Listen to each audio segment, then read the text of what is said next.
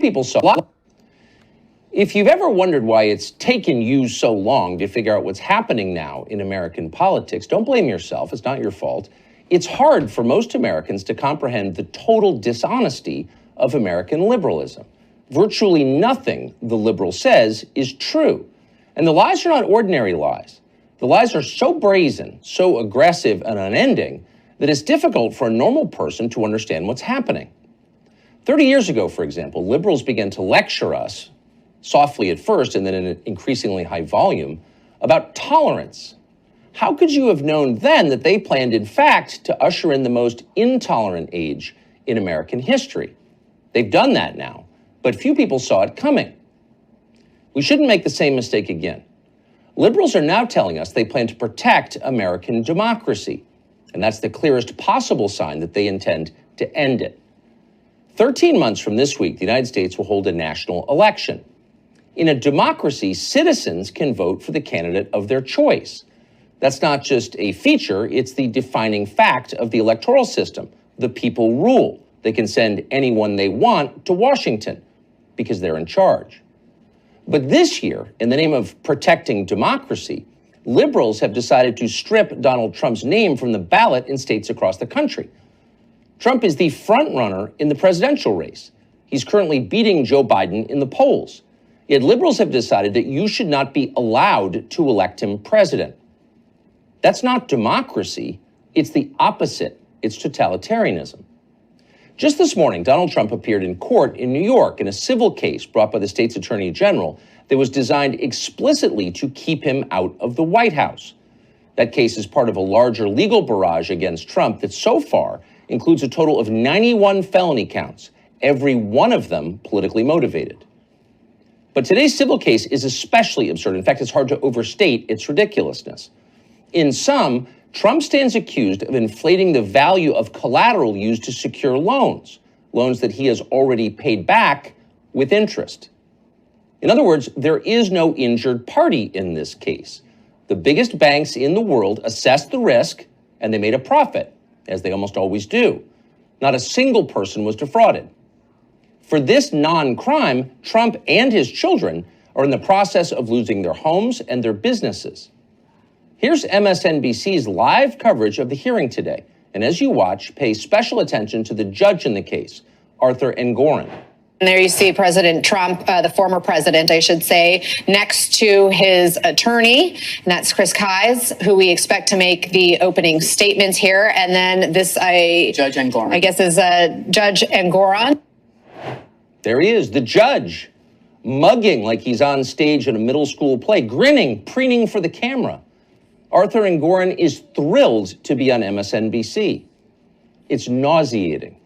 This is not a legal proceeding. This is a grotesque parody of the system that our forefathers created, the fairest in the world, that in the years since has been seized by power worshipers like Arthur Engoron. This is a dangerous moment. Without a legitimate legal system, people will no longer follow the law, and the country will collapse. This is not about Trump. This is about preserving the United States of America. But Trump is at the center of the story. And so today, for an overview of what exactly the strategy to prevent Trump from running for president and to end our current system, we turn to Victor Davis Hanson, who joins us now. Professor, thank you very much for joining us. Thank you for having me, Tucker. Before we get into the details of the legal assault on Trump, which in my view isn't really about Trump, tell us what you think is at stake here. What's the overview?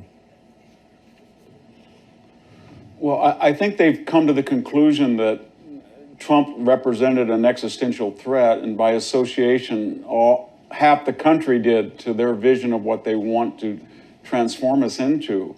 And so they feel that any means necessary are justified by their noble spiritual ends. And therefore, they call it critical legal theory. Just essentially, Tucker says, there's rules against stealing only because rich people don't steal, and therefore it's okay to steal. And modern monetary theory says print as much money, and eventually rich people will have to pay higher taxes or have their 401ks appropriated. Same thing with the border. Short term, everybody's mad at the border, but in dark rooms, they're saying to each other, in 10 years, everybody's going to appreciate what we did. We brought in 10 to 15 million new constituents. So, and I guess to put it all together, they feel that they're at a stage now where their agenda does not appeal to 51% of the people, and they either have to bring in new constituencies or change the system, the entire system of which we are acculturated to retain power, and that's what they're willing to do. And there's no such thing anymore as theft or lies or any of these things, because they're just constructs, and they're just anything that's useful to gain power is considered legitimate, and anything that's not useful is illegitimate, and that's how they define morality. And I think we're very naive, Tucker. We don't realize that we're in the middle of a revolution. We think that we're still playing within the same sidelines or parameters, and it's not. Everything's under negotiation, whether it's the Senate filibuster, the Electoral College, new states coming in, the size of the Supreme Court, voting IDs, the genders, the foundational data of the United States, pronoun usage, from the trivial to the existential. We're in the middle of a cultural, economic, political revolution, and I think we got to wake up. I mean, I suppose the danger is that if the average person decides that the system is illegitimate, it's not fair, it doesn't have any meaning beyond the political desires of the people administering it, then what prevents the average person from resorting to violence? In other words, if you have no power, if your vote means nothing, if the system is BS, then why don't you take up arms? Seriously. Well, two things I think have precluded that so far. One is, I call it the monastery of the mind. A lot of people just say, you know what, I'm checking out. I don't want to watch the Oscars. I don't even know what the Tonys or Emmys are. I don't watch the NBA. I have nothing to do with Hollywood movies. I've just created my own reality. And the other is, under our federalist system, we're having millions of people. This is the greatest exodus diaspora we've ever seen in our history, where people are fleeing these blue states and blue cities to red states, and they feel that I'm going to recreate America as I once understood it without having anything to do. And so far, that's kept us sort of viable, but for them, that's not enough. It's never enough to have 2 million illegal entrants or 3 million. They got to have 8 or 9 or 10. It's not enough that Joe Biden is corrupt. It's not enough that he's non-compos mentis. It's not enough that his agenda doesn't make sense. You've got to accept more and more of him. And I think they keep pushing the envelope, and these safety valves that I just mentioned, I don't know if they're going to be enough already, but right now, I think there's one last effort on the part of conservatives. They're going to say, you know what, we're going to speak up as we've never spoken up before. We're going to go after Target. We're going to go after Disney. We're going to say that we're going to go after the 3-gender movement, and we're going to try to win this election. We're going to try to win the House. We're going to try to win the representative. We just have to unite behind, and we'll see if that works. I'm really afraid. Everybody says democracy's in danger, but I think if they feel that they have the majority of the people, and I think the majority of the people are against this progressive Jacobin agenda, and they still can't find power, then we're going to be in new territory. We're in new territory now. And so there are legitimate efforts to rectify and stop this madness, and let's see what happens in 2024. But I don't think it works anymore just to migrate to a red state or to drop out of the popular culture. You've got to get control of the political apparatus of the country through elections. And your worry is legitimate. If you can't do it through fair elections, then what do you do? So I think this election, I know everybody says that each election is paramount, but this one is very important because we're in the middle of a revolution, and it's our only avenue to a counter-revolution to return to normality. What would you say to the people who stopped paying their cable bill and moved to Florida and feel like everything's fine because their neighborhood is fine? Why is that a bad strategy, dropping out and moving? Because they can find you. And by that I mean Florida or Tennessee or living in Texas is a great advantage than living in California or Michigan or Oregon or Washington or Maryland. But eventually the federal government is not satisfied to leave you alone. And so when you go on your Google search, it will be calibrated by an algorithm to make sure that you have results that don't represent reality.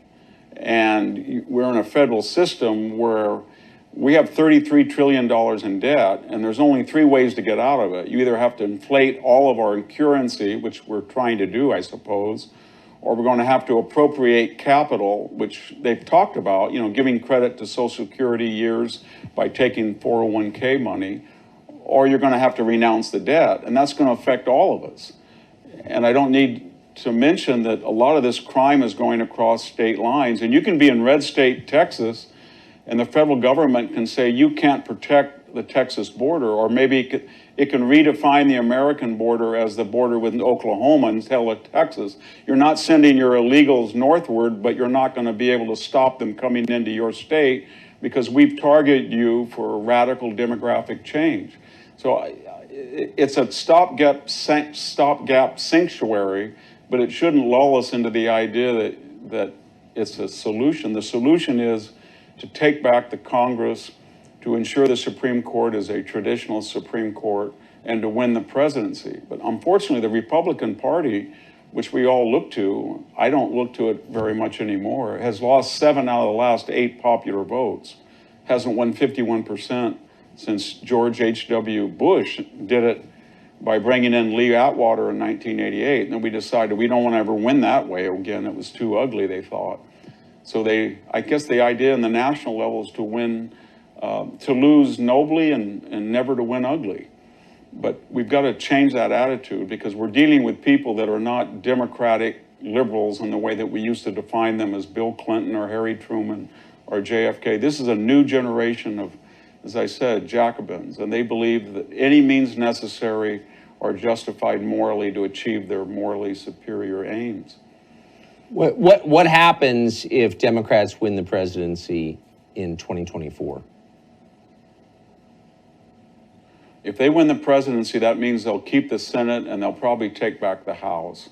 And then I would expect that we would see another 10 or 15 million illegal immigrants come across the border, and there would be efforts to confine those immigrants from going to northern cities. They would stop them somehow.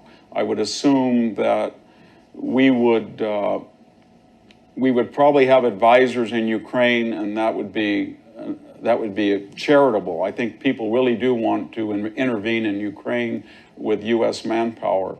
I would assume that what we see in the big cities crime-wise would extend, but it would also extend in the civil sphere as we see with Donald Trump. That lawsuit that you mentioned is very important, Tucker, because it shows you that critical legal theory is not happy just to let people ransack, smash and grab, carjacking without consequences. They really do want to go after private capital in the civil sector, and they will start filing lawsuits as you wouldn't believe. And I think we'd also expect that the FBI, the CIA, the DOJ would have a referendum. I guess they would think the election was a referendum on them and they're free to do what they have been doing, but at an accelerated rate. So I think it would be a disaster. And I think racial relations would get a lot worse as well. They're getting bad now once we gave up the idea of ecumenicalism and turned to racial essentialism is what the Democratic Party has forced down everybody's throats. So it's going to be scary if they win, because that means they'll probably take the House and the Congress, the entire Congress, and there won't be any redress of grievances. I don't see it, but I don't think they will because they don't have any popular support. Every single one of Joe Biden's issues, economy, crime, energy, foreign policy, the border, he's polling 30 or 40%. And the only way they're retaining power is through the legal system and the administrative state and our institutions, media, entertainment, sports, education, K through 12, universities.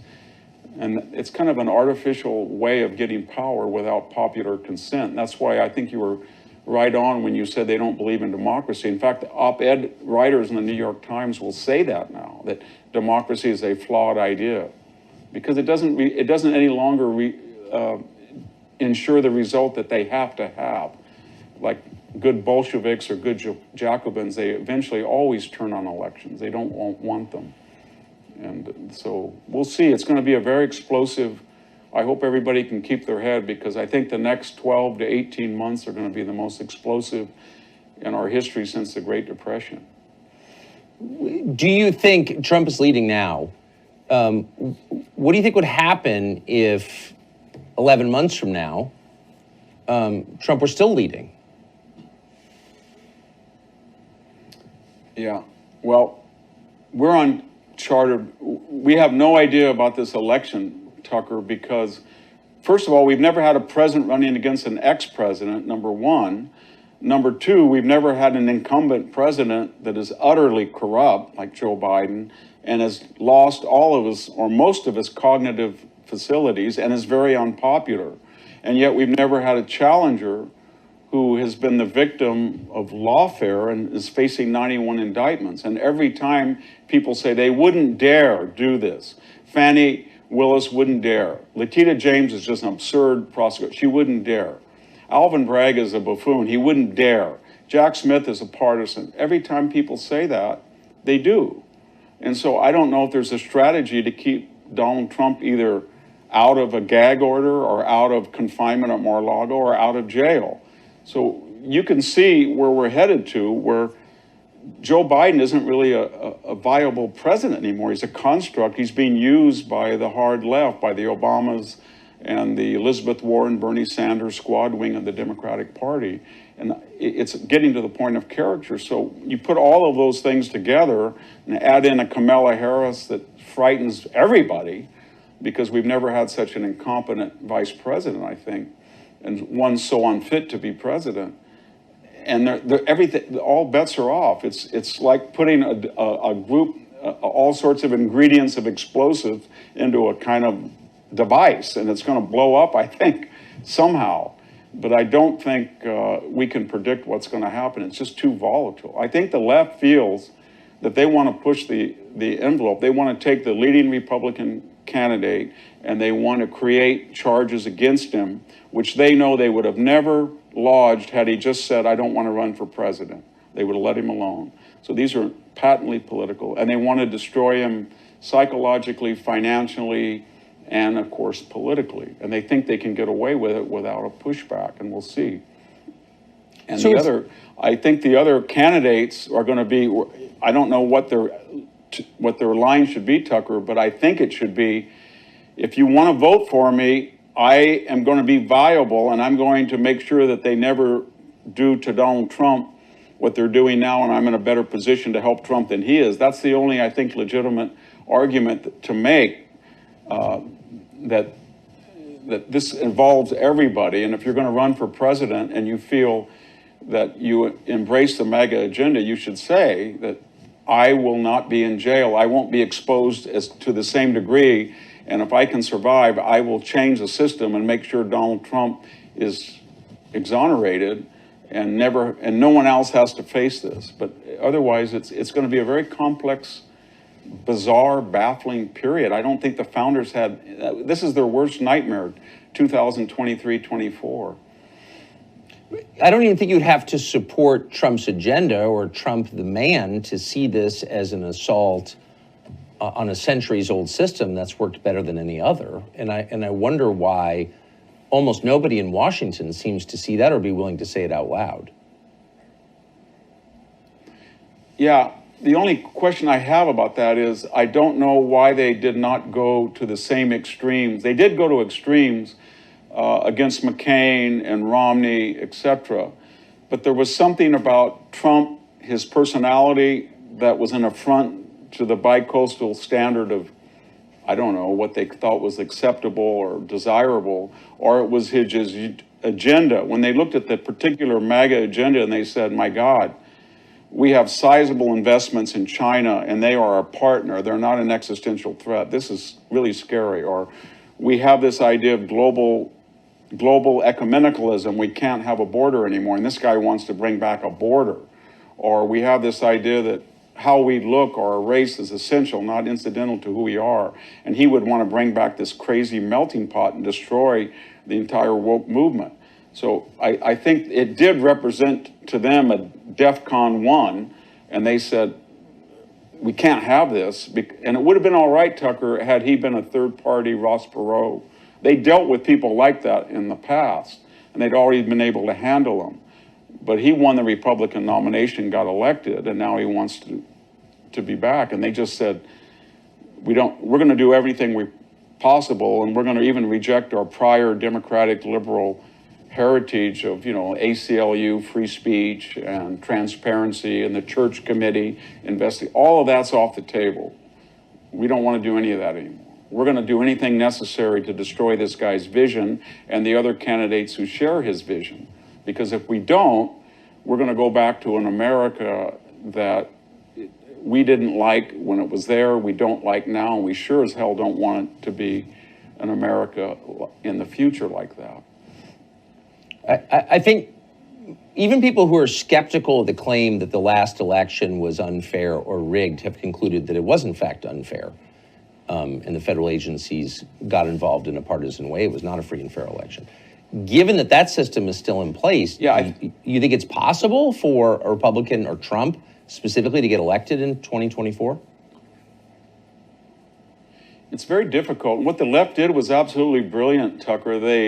They seized on this Sidney Powell, Lynn Wood, Kraken, Dominion voting machines as representative of all of the questions about the election, when most people said the election was lost on by the time we got to election day. Yeah. Because 70% of the voters had voted not on election day, and that never happened in American history. It was always 30% absentees, 70% in most states on election day. But they systematically used COVID as an excuse and went into about 9 states and changed the voting laws. And I mean by that the error rate for mail-in ballots dropped exponentially as the rejection rate did, as they were swarmed by them. And they were bragging about it. Mark Zuckerberg was bragging about spending $419 million to absorb the work of precinct workers in key states. Molly Ball, as you remember in that Time essay, just gushed about how they had outsmarted these stupid conservatives, and they had coordinated the Chamber of Commerce, the street people, Antifa, et cetera, to modulate the demonstrations and to suppress free speech. And, when Twitter is being controlled by the FBI to the tune of $3 million being paid off for their own contractors to suppress streets, or Google is manipulating searches and ads and everything, that's what destroyed the viability of a fair election. It was done before election day, and we were all asleep, or some of us, I know you were yelling about it, I was trying to yell about it, but we couldn't get through to anybody that they would be that audacious or that successful. Nobody thought they were capable of that, and yet they were. So why have Republicans in Washington done nothing meaningful to fix any of that?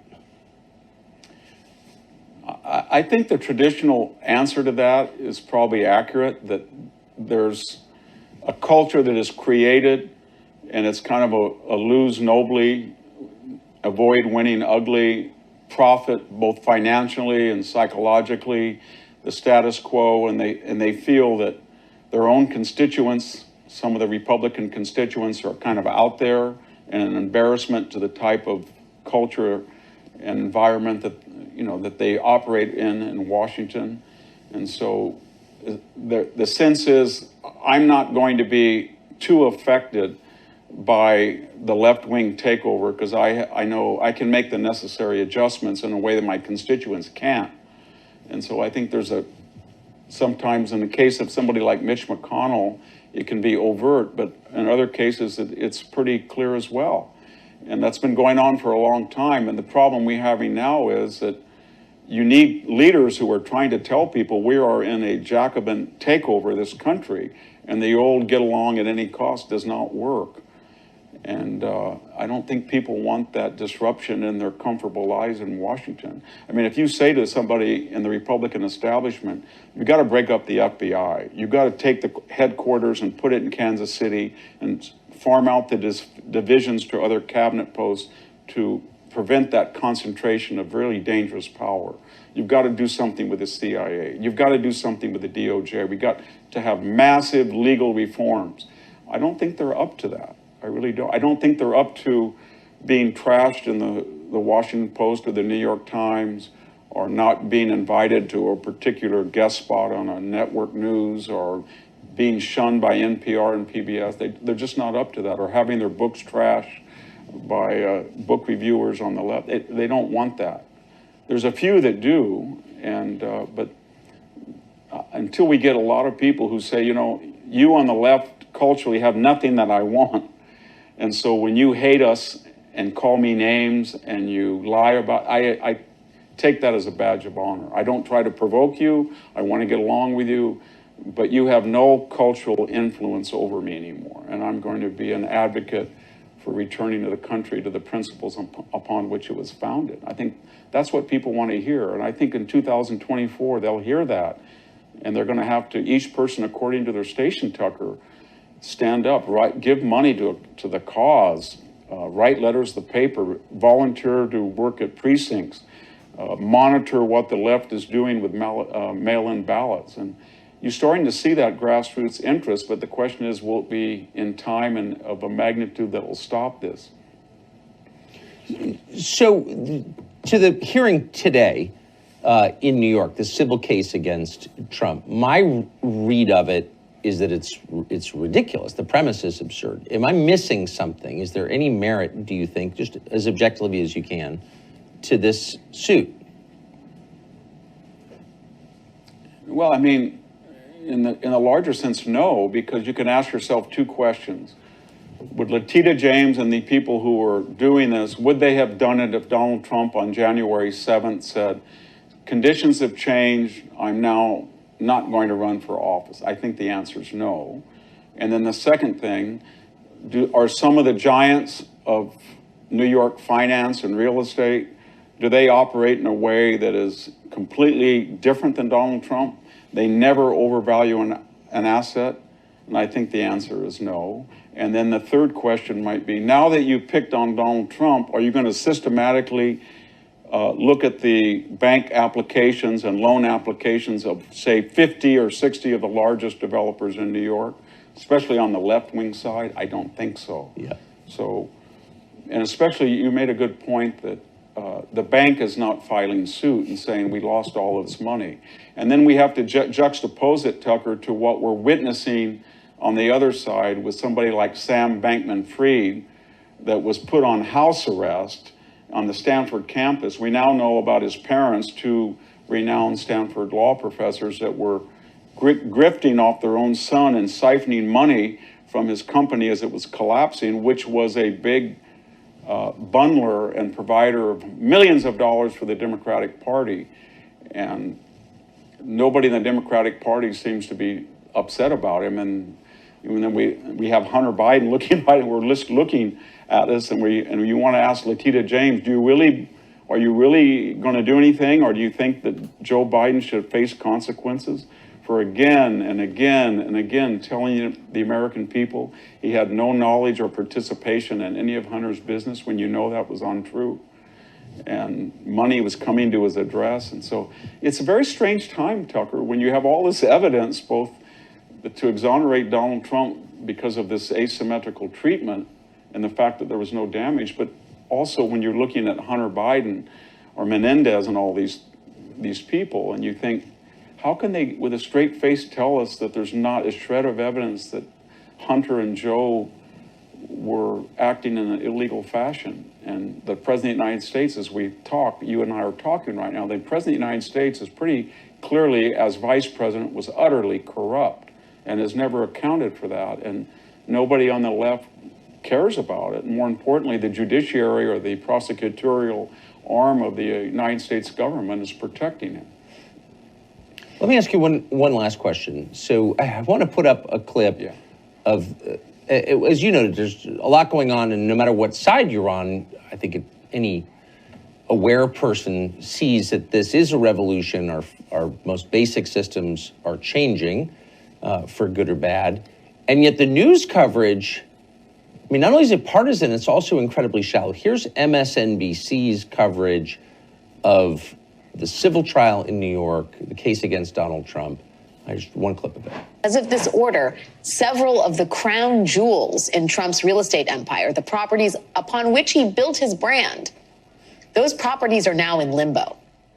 The precise impact of today's ruling has yet to be seen, but Trump could lose control of properties including Trump Park Avenue, which is his luxury skyscraper in Manhattan's Lenox Hill neighborhood. He could lose control of 40 Wall Street, the historic tower Trump owns in the financial district. He could lose control of his Seven Springs Golf Club in Bedford, New York. Even his apartment in Trump Tower, the Gilded Bunker, in which he has sought refuge in his home city, Trump could lose control of that. Maybe even the golden toilet, too. So here they're going after this guy on the basis of a non-crime. They're not even alleging that there was a crime or that anyone was hurt. And they're taking his home and his businesses, and MSNBC's coverage is that? Yeah, I mean, what MSNBC just told us is that we are not only fine with, but we promote the idea that government can go into a business, all of the business, and appropriate it and destroy it without cause. And we think that's not only good, but funny, because we're going to throw a little fillip about a golden toilet. Ha ha. And the idea is that we now have the power to do this, and because we have the power to do it, it's moral and right. And if you don't like it, what are you going to do about it? Exactly. And the answer is, what are we going to do about it? And the only thing that I can think of is we're going to have to humiliate and defeat these people at the polls. I don't think it's going to work, Tucker, to win the Electoral College and one branch of Congress. You're going to have a 55% presidential win, both supermajority in the Congress, to get anything done. We've come so far. And you're going to have to defeat them and humiliate them the way that we did it once with Reagan, and it lasted for about 8 years. But this leftist revolutionary spirit is like rust after a rain, or it's mushrooms in your lawn. It's always there, and you can't allow it to grow and to expand and accelerate as we have. We've been complacent and culpable for allowing it to do so in the universities and all of our institutions. And I think now everybody, according to their station, is going to have to say, you know what? There are two pronouns. I don't care if you get angry. This was, the date of this country is 1776. Got it? That's what it is. And there is a border, and we're going to enforce it. And just say no to all of these things, and then welcome the opprobrium and the attacks that accrue accordingly, and wear that as a badge of honor. Because what's the alternative? There is no alternative unless you want to see the United States dissipate before your very eyes. Yes. Yeah. And living in Naples with no TV will not save you. That is exactly right. The incomparable Victor Davis Hanson, thank you. No. Bless you for that. Thank you very much. Thank you.